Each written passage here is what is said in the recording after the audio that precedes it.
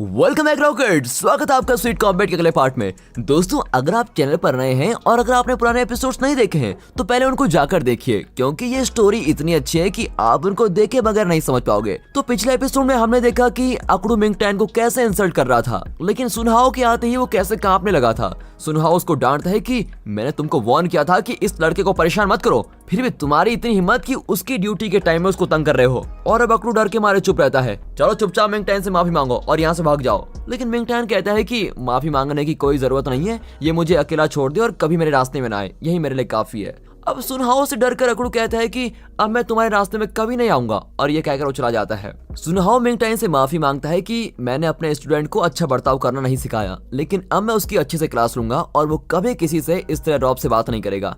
अब मिंगटैन को अब तसल्ली होती है कि चलो अब इसे छुटकारा मिल गया। तब मिया सुनहाओ से पूछती है कि तुम यहाँ पर क्या कर रहे हो, तुम्हारा कॉलेज तो यहाँ ही नहीं। और तभी जाओमी गर्दन पर खुजलाती वहाँ पर आती है। एक्चुअली उसे यहाँ छोड़ने के लिए ही सुनहाओ यहाँ आया होता है। फिर जाओमी को यहाँ छोड़कर सुनहाओ चला जाता है। फिर होटल का क्लोजिंग टाइम आता है। मिया और जाओमी मिंगटैन को उसके घर ड्रॉप करने जाते हैं, लेकिन घर पर फेंग्यू को देखकर तीनों चौंक जाते हैं।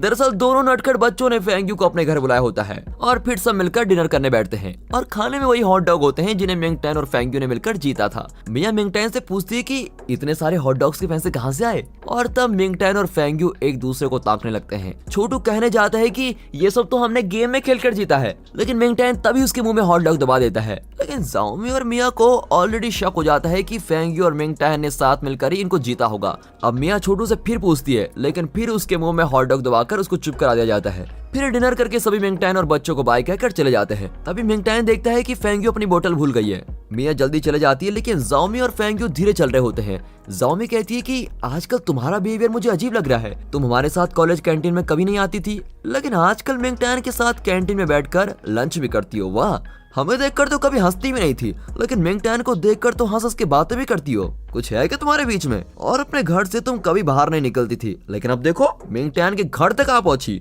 और हॉट डॉग्स खाने थे तो अपने घर पे मंगवा लेती ना, इतने दूर आने की क्या जरूरत थी? क्या तुम उससे प्यार करती हो? अरे बताओ ना, अपनी क्लोज फ्रेंड को भी नहीं बताओगी? इस पर फेंग्यू कहती है कि अरे वो मेरा जूनियर है, मैं उससे प्यार वगैरह नहीं करती। अच्छा, जूनियर है? कॉलेज में भले ही वो तुम्हारा जूनियर है, लेकिन हाई स्कूल के बाद वो 3 साल घर पे बैठा रहा, मतलब ये कि तुम उससे 1 साल छोटी हो। तो फेंग्यू कहती है कि छोटी हो तो क्या हुआ, वो मेरे बराबर का तो है नहीं। अगर हम दोनों के बीच बॉक्सिंग मैच हुआ ना तो मेरे सामने 30 मिनट भी नहीं टिक पाएगा। एक बात समझ लो, मुझे वो बिल्कुल भी पसंद नहीं है और ना ही कभी पसंद आएगा। और ये कहकर फेंग्यू चले जाती है।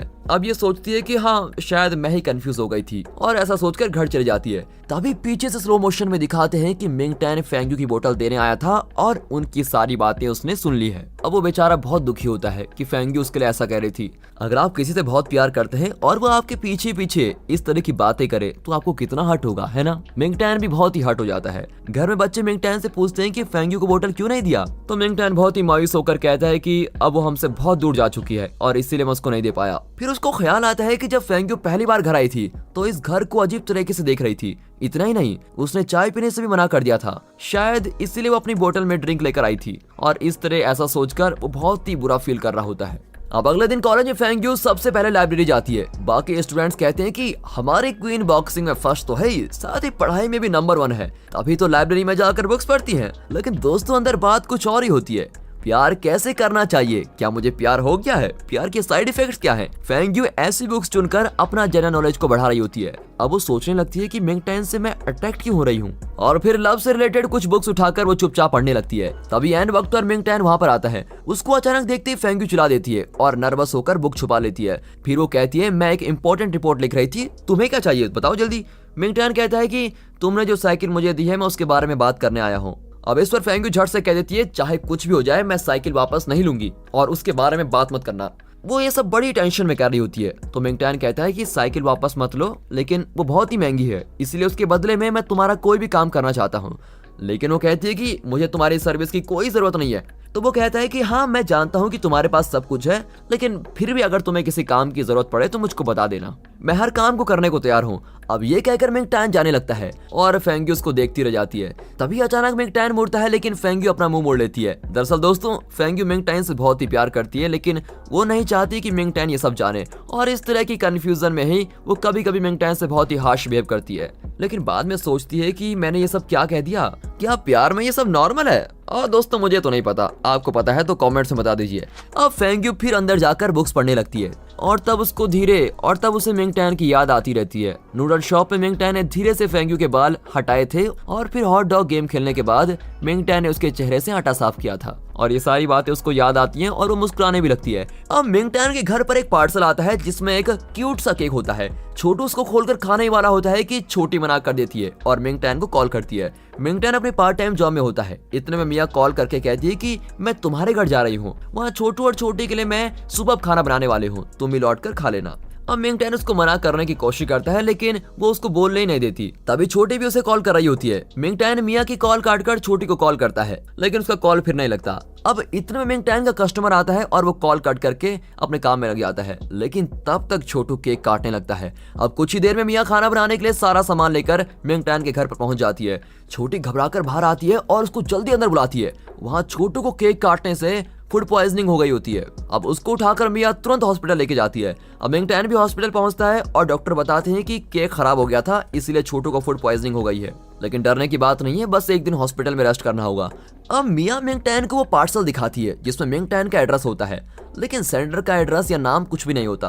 तो मिया कहती है कि किसी ने ये जानबूझकर किया है, लेकिन मिंग टैन कहता है कि मैं उस कुरियर ऑफिस में किसी को जानता हूँ और फिर उसको कॉल करता है। अब यहाँ फेंग्यू कॉलेज के बाद अपने भाई फेंग जोयू से मिलने जाती है। उस बिल्डिंग में उसे एक औरत क्रॉस करती है जिसकी आवाज फेंग्यू को पहचानी सी लगती है। अब फेंग्यू उसको रोककर कहती है, आंटी आप कैसी हैं, क्या मुझे भूल गई?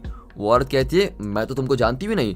और तब फेंग्यू कहती है कि अरे मैं अंकल जी के साथ कई बार आपके घर भी आई हूँ। लेकिन वो औरत पहचाने से इनकार कर देती है और जल्दी जल्दी बाहर चली जाती है। तब फेंग जोयू आ जाता है और फेंग्यू उसे उस औरत के बारे में बताती है। फिर वो फेंग जोयू को बयूनो की होटल में लेके जाती है और बताती है कि यहाँ का फूड बहुत ही टेस्टी है, तुम्हें पसंद आएगा। तब बयूनो आकर दोनों का स्वागत करता है और फेंग जोयू से भी इंट्रोड्यूस हो जाता है। फिर वो इन दोनों के लिए होटल का सबसे अच्छा डिश लेने जाता है। फिर फेंग्यू बताती है कि वो औरत सच में अंकल जी की वाइफ ही है। उन्होंने बहुत अच्छे कपड़े पहन रखे थे, मतलब वो जरूर अच्छी लाइफ जी रही हैं। लेकिन मैंने तो सुना था कि अंकल जी के गुजर जाने के बाद आंटी सिटी छोड़कर चली गई थी, पर लगता है वो यहीं रहती हैं। अब बयूनो उनका डिश लेकर आता है और वो बहुत ही एक्साइटेड होता है। कहता है मैं खुद आपको सर्व करूंगा, मैं आपके लिए कुछ भी करने को तैयार हूँ। अब इस तरह वो मस्का लगा रहा होता है। तब फेंग जोयू कहता है कि मेरी तुमसे सिर्फ एक रिक्वेस्ट है, तुम प्लीज जरा चुप हो जाओ और यहाँ से दूर चले जाओ, हम खुद ही खा लेंगे। अब बयूनो चुप होकर चला जाता है। यहाँ हॉस्पिटल में मिंग टैन कुरियर ऑफिस वाले उसके फ्रेंड को कॉल करके पूछता है तो वो बताता है कि वो पार्सल अकड़ू नहीं भेजा था। और ये सुनकर मिंग टैन को इतना गुस्सा आता है कि मिया भी डर जाती है और मिंग टैन वहां से भाग जाता है। और मिया जानती है कि वह जरूर सुनहाओ की कॉलेज जाकर अकड़ू को पीटने वाला है, इसलिए वो मदद के लिए जाओमी को बुलाती है। और जाओमी तुरंत फेंग्यू को कॉल करके बताती है कि मिंग टैन किसी प्रॉब्लम में फंसने वाला है, तुम जल्दी आओ। अब अगले सीन में मिंग टैन सुनहाओ की कॉलेज में पहुंच जाता है और हर तरफ अकड़ू को ढूंढता रहता है कि कहाँ मिलेगा। और फिर आखिरकार वो अकड़ू को ढूंढ लेता है और कहता है कि आज मैं तुम्हें जिंदा नहीं छोड़ूंगा। और ये कहकर वो अकड़ू को मारने जाता है लेकिन सब उसको रोक लेते हैं, लेकिन वो अपना गुस्सा कंट्रोल ही नहीं कर पाता। और तब जियाओ फेंग वहां पर आती है और उससे बताती है कि ये ज़ेंगजी कॉलेज का है और टूर्नामेंट में फेंग्यू ने इसे ही अपना अपोनेंट चुना है। अब जियाओ फेंग कहती है कि ज़ेंगजी कॉलेज की होकर यहाँ आने की हिम्मत कैसे हुई तुम्हारी? मिंग टैन कहते हैं कि ये मेरी और अकड़ू की प्रॉब्लम है, तुम बीच में मत बोलो। अब अकड़ू जियाओ फेंग को उकसाने लगता है और वो कहती है कि हमारे कॉलेज में आकर तुम हमारे स्टूडेंट को मारोगे, अगर हिम्मत है तो मेरे साथ लड़ो। और ये कहकर मिंग टैन को चैलेंज करती है और उस पर ग्लव्स फेंकती है और फिर दोनों ही बॉक्सिंग रिंग के अंदर होते हैं और मिंग टैन पर पंचेस की बरसात कर रही होती है। तब सुनहाओ आता है और जियाओ फेंग को डांटता है। फिर वो बाकी स्टूडेंट्स को भी डांटता है कि इन दोनों को रोकने के बजाय तुम तमाशा देख रहे हो। फिर वो मिंग टैन से पूछता है कि अरे तुम यहाँ पर क्यों आए हो? तो मिंग टैन उसे सब कुछ बता देता है और कहता है कि अकड़ू की वजह से मेरा भाई हॉस्पिटल में है। लेकिन अकड़ू झूठ बोलता है कि मैंने ऐसा कुछ भी नहीं किया। अब सुनहाओ प्रॉमिस करता है कि वो इस बारे में पता जरूर लगाएगा और सब कुछ सबके सामने लेकर आएगा। आगे कहता है कि अगर मुझे पता चला कि अकड़ू ने यह किया है तो उसकी खैर नहीं। तभी एक लड़का आकर कहता है कि ज़ेंगजी कॉलेज की स्टूडेंट्स आई है। अब सब टेंशन में बाहर आ जाते हैं और बैकग्राउंड म्यूजिक भी टेंस होने लगता है। अभी लोग सोच रहे होते हैं कि बहुत सारे स्टूडेंट्स आए होंगे, लेकिन दोस्तों वहां पर सिर्फ फेंग्यू और जियाओमी खड़ी होती है, लेकिन ये दोनों 10 के बराबर हैं। फेंग्यू कहती है कि चुपचाप मिंग टैन को हमारे साथ भेज दो। अब सुनहाओ कहता है कि मिंग टैन यही है, उसने बताया कि अकड़ू ने कोई गलती की है, उसका पता लगाकर मैं खुद उसको वापस भेजने वाला था। और तब मिंग टैन बाहर आता है और उसको चोट लगी होती है। अब ये देखकर इन दोनों को बहुत ही गुस्सा आता है और लड़ने के लिए बिल्कुल तैयार हो जाती हैं। तब मिया भी आ जाती है और कहती है कि मिंग टैन पर हाथ उठाने के लिए तुम सब थोड़ी देर में पछताने वाले हो। लेकिन सुनहाओ उनको रोक कर कहता है कि हमारे दोनों कॉलेजेस में कभी झगड़ा नहीं हुआ और ना ही मैं होने दूंगा। ये जरूर कोई मिसअंडरस्टैंडिंग की बात है और मैं इसको जरूर क्लियर कर दूंगा। अब फेंग्यू गुस्से में कहती है कि ये सब तो तुम्हें मिंग टैन पर हाथ रखने से पहले सोच लेना चाहिए था। तुम लोगों ने उसको मारा है और अब तुम लोग बहुत पछताओगे। और फिर आने वक्त पर वहाँ रेफरी आ जाती है। लगता है जहाँ लड़ाई होती है वहाँ ये रेफरी ऑटोमेटिकली टपक पड़ती है। वो कहती है कि ज़ैंगजी कॉलेज के स्टूडेंट्स को उनके प्रिंसिपल ने वापस बुलाया है। अब अगले सीन में ये चारों प्रिंसिपल रूम में खड़े होते हैं और प्रिंसिपल इनकी आरती उतारते रहते हैं। वो खूब डांटते हैं कि क्या तुम कॉलेज के रूल्स भूल गए कि कॉलेज के बाहर कोई लड़ाई नहीं होनी चाहिए। अब इस पर मिंग टैन सारा ब्लेम अपने सर पर ले लेता है और पनिशमेंट के लिए बिल्कुल तैयार हो जाता है। लेकिन तीनों लड़कियां कहती हैं कि नहीं सर, उस कॉलेज के स्टूडेंट्स मिंग टैन को मारने आए थे और इसने सिर्फ अपना सेल्फ डिफेंस किया था। अच्छा, तो ये खुद उनके कॉलेज के अंदर घुस गया और फिर इसने अपना सेल्फ डिफेंस भी कर लिया है। ये तोता मैना वाली कहानी ना किसी और को सुनाना, समझे। ये उनकी कॉलेज के अंदर गया क्यों था और इसने कॉलेज के रूल्स तोड़े हैं और इसको पनिशमेंट तो जरूर मिलेगी। अब फेंग्यू गुस्से में कहती है कि सर आप ज़ैंगजी कॉलेज के रूल्स बता रहे हैं, लेकिन हमने मार्शल आर्ट्स इसलिए सीखा था ताकि हम अपनी फैमिली और दूसरों की सुरक्षा कर सकें। मिंग टैन का भाई मुसीबत में था, इसलिए मिंग टैन उसके लिए लड़ने को तैयार हो गया। अगर मेरे भाई के साथ किसी ने ऐसा किया होता तो मैं तो उसकी चटनी बना देती। इसलिए सर, अगर आपने मिंग टैन को पनिश किया या उसको कॉलेज से निकाला तो मैं भी ज़ैंगजी कॉलेज छोड़कर चली जाऊंगी। तब ज़ाओमी कहती है कि हाँ सर, मेरा कोई भी नहीं है, लेकिन मैं भी कॉलेज छोड़ दूंगी। अब मिया कहती है कि इन दोनों के बिना तो मैं भी कॉलेज नहीं आऊंगी और इस तरह तीनों मिंग टैन को खूब सपोर्ट करती है।